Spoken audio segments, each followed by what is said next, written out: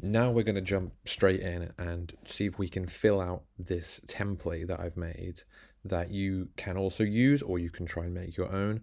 But basically the plan now is to take the song I've picked, or take the song that you've picked, in this case New Soul, and we're going to try and analyze it just like we would do in component one when you had to analyze different styles and songs from those styles. We need to identify things, as much information as we can about the original song, so that we may then choose which elements we are going to keep the same in our version, our remade version.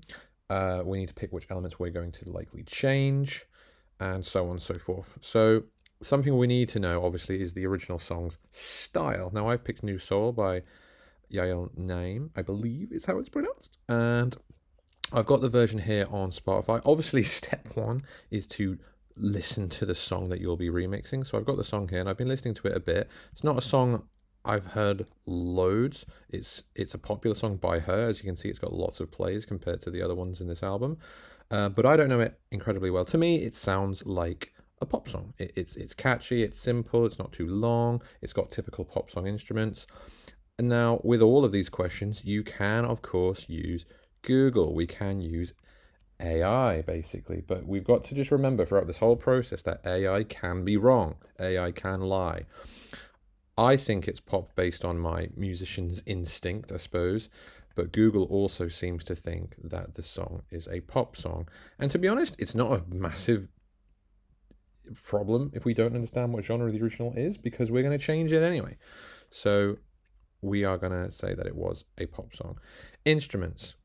And again, you can use Google to help you do this. But when I listen to the song, and I'm going to play a bit of it now, I can immediately hear a piano. That sounds like a piano to me, at least. And there are vocals which come in later. If I skip later throughout the song, there's drums, there's what seems to be a tambourine, there's backing vocals in there. There's also some kind of brass instrument. It sounds like it might be a trombone, perhaps. It's a little bit lower than a trumpet.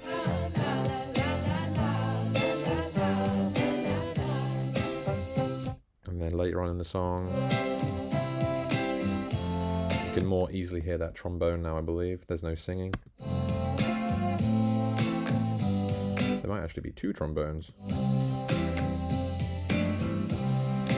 There's some very light guitar playing. There's probably a bass guitar, but I can't hear it without headphones. So yeah, you should be able to start this question off at least by just using your ears. But once you've given that a go, you should then probably go back to Google to see if you're right. Because Google, I don't hate Google. It can be right, but it can also lie. So, New Soul instruments, vocals, piano, and guitar. And then there are some subtle bass and drums. And apparently there's some ukulele strings. See, I didn't hear these immediately, but maybe they're there. Even trombone. Yep, got that bit. So yeah, you can use Google to confirm your ideas. Don't just rely on Google and go, yep, it's got this, this, and this. And you need to check. It's always a good idea to check. But it looks like I was close. I just couldn't hear some of these violin, viola, and cello parts. Or maybe they're in a part of the song which I haven't gotten to yet. So another thing that I forgot to mention actually is if you're having trouble hearing the instruments in your song, you can go onto Google and type in the name of your song and then instrumental version. And if you're lucky, on YouTube or possibly another streaming website, you'll be able to find the song that you're using, but you'll find an instrumental version with no singing at all. It's basically a karaoke track. Now, some of the versions you'll find will literally be karaoke tracks which people have made. Now, the problem with that is sometimes when people make them, or remake them, I should say, is they might forget certain instruments. They might not hear the instruments in the original that you should be listening to. This, to me, sounds like an official instrumental. It sounds almost identical to the version. I'm 90% sure.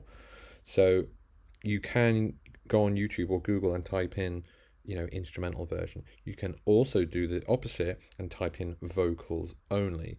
Now that's not always successful, but if you can find a vocals only version of your song where there's just singing, that's really useful if you're going down the production route and you want to do like an electronic style remix of your song, or if you want the vocals in your song but you don't want someone to sing them from scratch. Pretty good. Tempo. Now, we can, as usual, use Google and see what the internet thinks the tempo is. So I've typed in new soul tempo, and apparently it's 100 beats per minute. Now, we can check that. Again, it doesn't matter if we're massively wrong here because we're probably going to change it. But I'm going to load up a metronome app on my phone, set it to 100 because apparently that's what Google thinks it is. So this is a 100 BPM tempo on my phone's metronome. Now I'm going to listen to the song a bit. This is a happy end. Pretty much, that sounds spot on to me. So I was just playing the metronome along with the song and it wasn't going out of time. So it seems to be 100 BPM. Time signature, 99% of the time, it's going to be in 4/4. I can already hear that it's in 4/4 time. Remember, 4/4 time just means that there are 4 beats to a bar. Most music is in 4/4 time. And you can see when you Google it, new soul, time signature, 4/4 time, or common time, 4/4 common time. It's very, very clearly in 4/4 time. You might sometimes get a song that's in 3/4 time, or maybe even 6. Or you might get a weird one, but most music in component 3 that I've seen is going to be in 4/4 time.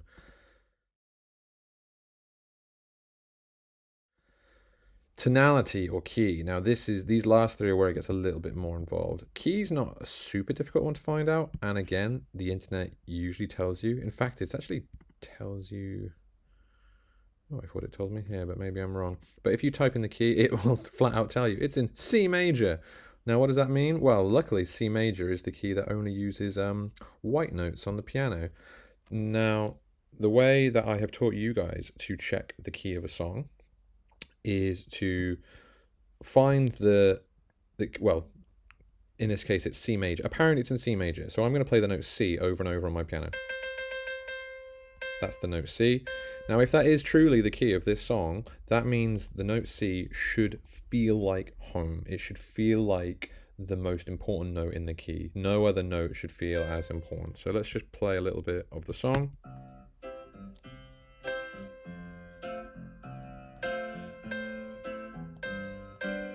It does feel really resolved, so I immediately believe that it is indeed in C. If I were to pick a note like B, which is right next to it, B feels quite unresolved. It feels like it wants to move up to C.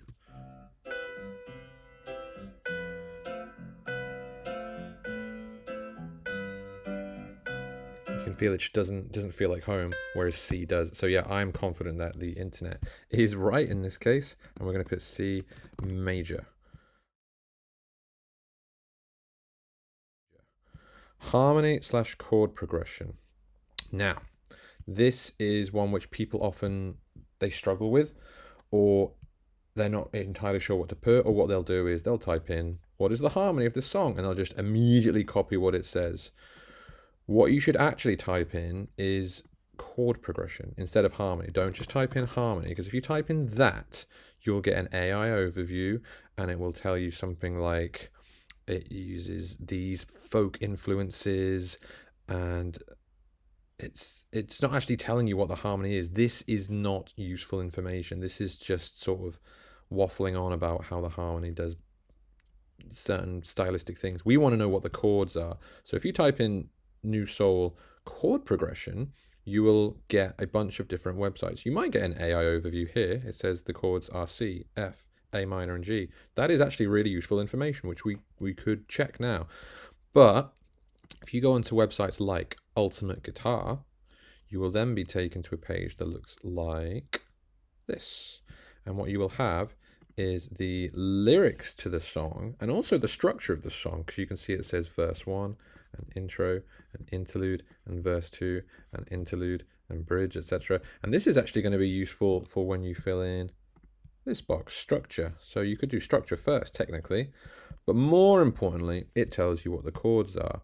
It says in the intro the chords are C, then F, then A minor, then G, then C. You can see as I highlight over these, it actually tells you how to play them on the guitar. Now, if you're a guitar player, brilliant. If you're a piano player, you can come over here where you'll notice it actually has a little menu of all the chords that are used in this song. This song only uses 7 chords, not very many. It shows you how to play those chords on guitar, but you can also see how they're played on ukulele or even piano. And I believe when you go back over to the chords on the side, on the middle, sorry, you can see how to play them on the piano. This is what you want. This is the information that you need. I'm more of a piano player, so I'm more interested in this menu. And what I can do is I'm now going to basically be not only seeing what these chords are. You could take a picture of this, or you could rewrite these chords in this box here, and then you at least know what chords the original song uses. And you could then perhaps decide whether your remade version is going to use the same chords, or is it going to sort of shuffle the chords around, or is it going to add extensions? Maybe instead of C, you could have C major 7. Instead of F, you could have F9. Instead of G, you could have G sus2. I don't know. It depends on the style you're remixing to. But more importantly, you now have the chords, and now you could technically play along with the song as long as you have decent piano skills, which you should have. In fact, I say decent, if you have basic piano skills, you should be able to play these 7 chords along with the song. If you had the song playing in the background, you'd be able to play a C chord when it gets to this lyric, play an F chord when it gets to this lyric, A minor here, G here, C. That is your chord progression. C to F to A minor to G to C. It then repeats C to F to A minor to G to C, C, F, A minor, G, C, C, F, A minor, G, C. You can see that pattern of chords is repeated for this whole screen. It only actually first changes when we get to the bridge and we have a G minor chord followed by a C, an F, and an F minor. So this bridge section, as you should know, a bridge is supposed to be a new part of the song, and we can see it's a new part of the song because we have new chords, G minor chords and F minor chords, which aren't actually from the key of C, they've been borrowed. So we've got our chord progression. Our main chord progression seems to be C, F, A minor, G, C, C, F, A minor, to G, to C. Now you could leave it there. You could think, I've got my chords now, perfect. That is technically only the chords for most of the song, it looks like, verses and chorus and the intro actually. But when it got to the bridge, we saw it was slightly different.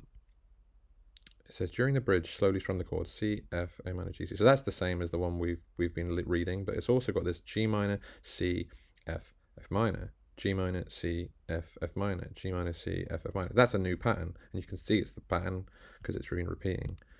So we've got G minor, C, G minor to C to F minor, and that seems to be used in the bridge. I want to say I saw an E minor somewhere as well. I did. So there's this third verse here, which it goes C, F, E minor. Apparently there's an E minor in this final verse.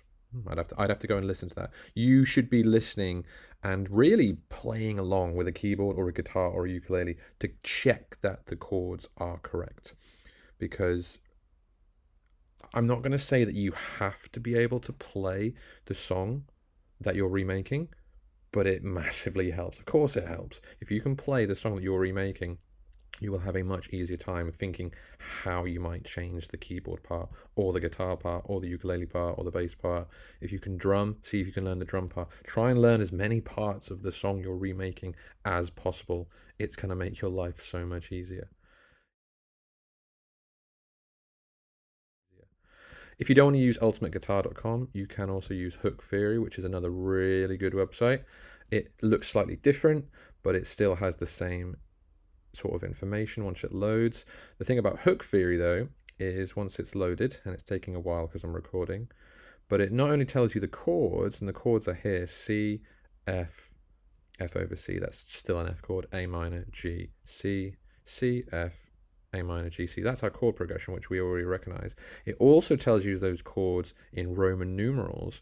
Now that is going to be useful if you want to change the key of your song. If you want to go from maybe C major key to D major, you might want to do that. And Roman numerals, they might not immediately be useful to you, but I promise you Roman numerals are useful if you want to change key, which you might want to do. Also on this website is the melody. You can see here you've got these little blocks that are different colors. Well, if I play it, you might be able to see what's going on.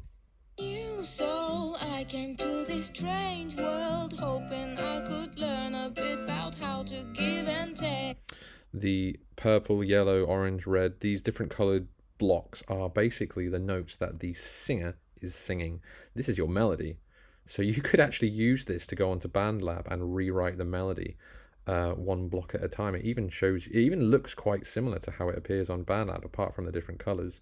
You could draw this melody into BandLab, and then you could obviously change the instrument or the speed or anything you like.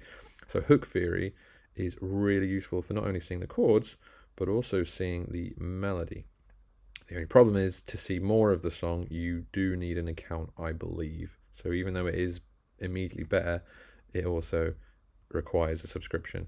Songster is another good one. It's a little bit simpler. It's a bit like Ultimate Guitar, but a brighter page. It's got the chords. Doesn't also, at least at the moment, doesn't show you how to play the chords. It just has the chord names, so it assumes you know how to play them. And then there's another one called Chordifier. Chordifier is one which I use quite a bit as well. Again, you can use it to sort of play along. Play along with the song. It's having trouble keeping up because I'm recording this video for you guys. Anyway, so we've got our chords. We've got our chords here, chord progression, and the structure, as I showed you before, the structure is to be honest, how it's laid out in in pages like Ultimate Guitar. So if I go back onto here, you can see the structure is intro, verse, interlude, verse, interlude, bridge. And you can confirm that by going back to your song, listening to it, and confirming. And you will be obviously now choosing which of these things you want to keep and which ones you don't. You might not want to have your song in 4/4 or at 100 BPM or in C major or have the same structure. In fact, I encourage you to try and spice up the structure. What the examiners are looking for is for candidates to make a song that is inspired by another song. They're not just necessarily looking for a recreation of this song, but with different instruments or a different speed.